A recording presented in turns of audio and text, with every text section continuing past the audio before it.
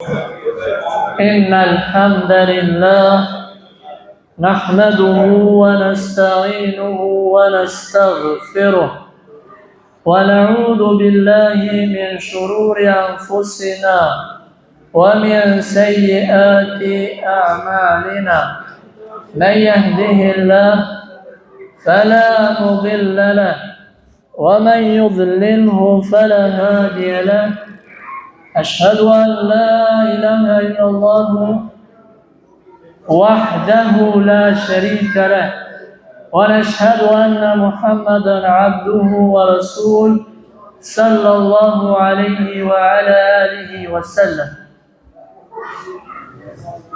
Të gjitha lavdrimet dhe falenderimet I takojnë Zotit ton. Atë ne e falenderojmë vetëm prej Tij ndihmë dhe falje kërkojmë. O Zoti jon, na ruajti ne nga çdo e keqe që vjen si pasojë e fjalëve dhe e punëve tona të kota. Të nderuar besimtar, ja ku jemi sot në këtë ditë të madhe të Kurban Bajramit, ditë e festës për muslimanit, ditë e gëzimit për muslimanit, dita në të cilën muslimanët bashkohen në përvendet e bekume, në xhami, në përsheshet e mëdha për ta përkujtuar Zotin e gjithësisë.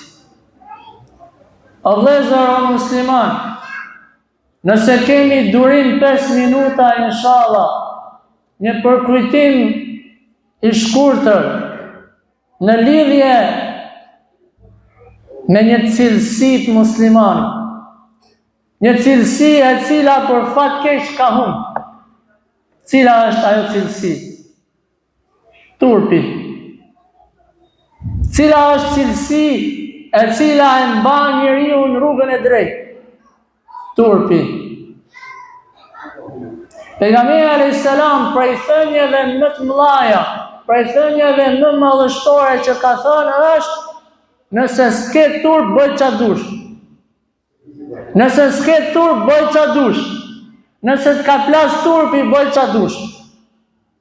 Turpi është cilësia e muslimanit. Turpi është pjesë e besimit. Turpi është pjesë e besimit. Turpi në 2 degë kryesore. E para, turpi me Zotin. A e ke turp Zotin tat? E ka. Shifi punët e tua.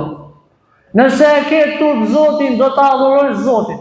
Nëse e ke turp Zotin, do t'i falësh Zotit. Nëse e ke turp Zotin, do flasësh fjalën e mirë, do largohesh nga e keqja. Nëse e ke turp Zotin, do ta ulësh shikimin tënd. Nëse e ke turp Zotin, do ta rush dëgjimin tënd.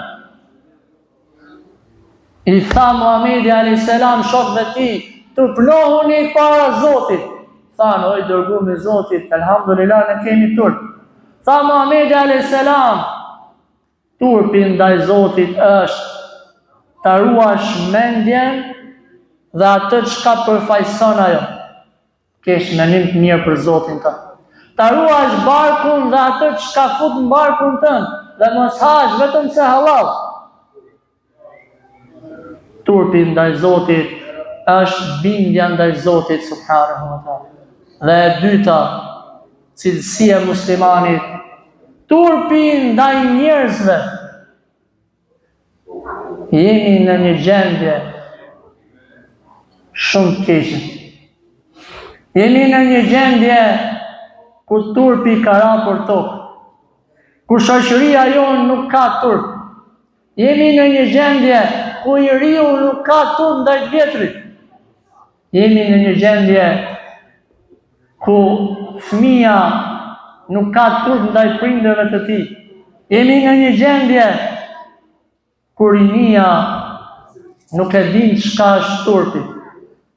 Jemi në një gjendje ku televizioni nuk e din çka është turpi. Jemi në një gjendje ku media nuk e din çka është turp. Jemi në një gjendje shumë të vështirë në lidhje me turpin. Prandaj nuk I takon muslimanit të bëhet I paturpshëm me Zotin e tij dhe I paturpshëm me robërit dhe me krijesat e Zotit të gjithësisë. Allahu ka thënë, nëse nuk e ndryshoni veten tuaj, nuk e ndryshoj gjendjen. Prandaj gjithë secili prej nesh le ta pajisi veten e tij me turp para Zotit dhe me turp para krijesave të Zotit dhe ta ndryshojmë gjendjen tonë.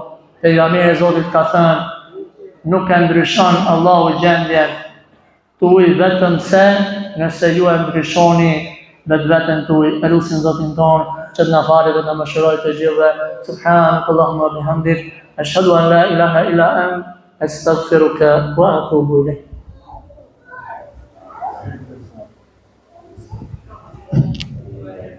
Bismillah, alhamdulillah, wassalatu wassalamu ala rasulillah. Turpi është cilësi prej cilësive të musliman. Nëse e shef një gjendje të turpshme, largoje atë me 3 kategori, me 3 pjesë.